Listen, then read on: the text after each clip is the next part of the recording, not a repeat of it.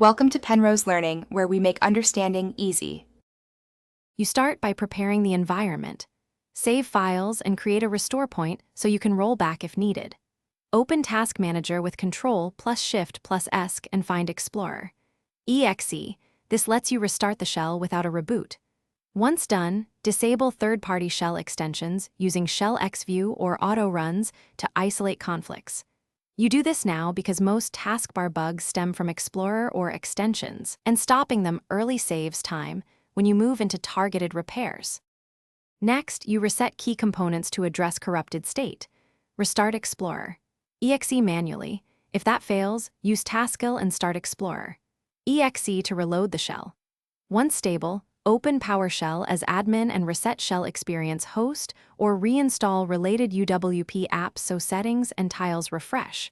Then run dism to repair the image and follow with sfc/scano to fix system files. Make sure to watch for errors and note any failing packages so you can target them in the final steps. Finally, reboot and verify the taskbar. Test pinned icons, search, widgets, and the system tray.